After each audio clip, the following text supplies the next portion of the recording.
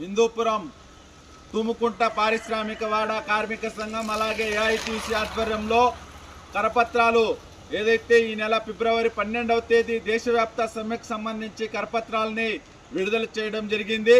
కార్మిక లోకం కర్షక లోకం పెద్ద ఎత్తున కదం తొక్కి 12వ తేదీన ఏదైతే కార్మిక ప్రజా వ్యతిరేక విధానాలను అవలంబిస్తున్నటువంటి కేంద్ర ప్రభుత్వానికి వ్యతిరేకంగా ఈ దేశవ్యాప్త సమ్మెని చేపడుతున్నాం.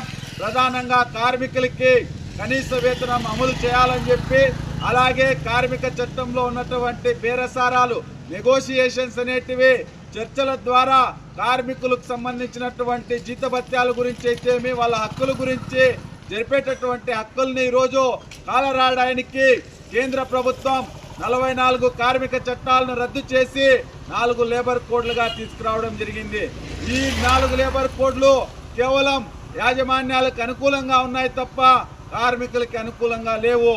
కాబట్టి ఏదైతే ఈ 4 లేబర్ కోడ్లను రద్దు చేసి పని గంటల విధానాన్ని 12 గంటలకే పెంచుతామని చెప్పి కేంద్ర ప్రభుత్వం చెప్పడం సిగ్గుచేటని చెప్పి కూడా మేము ఈ సందర్భంగా తెలియజేస్తున్నాం. ఎందుకంటే పోరాడి సాధించుకున్నటువంటి 8 గంటల పని విధానాన్ని రద్దు చేసి 12 గంటలు ప్రవేశపెట్టడం దుర్మార్గమైనటువంటి విధానం అని చెప్పి కూడా ఈరోజు దాన్ని ఖండిస్తున్నాం. ఈ దేశవ్యాప్త కార్మిక సంఘంలో ఈ యొక్క పారిశ్రామిక వాడలో ఉన్నటువంటి కార్మికులందరూ కూడా పాల్గొని జయప్రదం చేయాల్సిందిగా కోరుతున్నాం.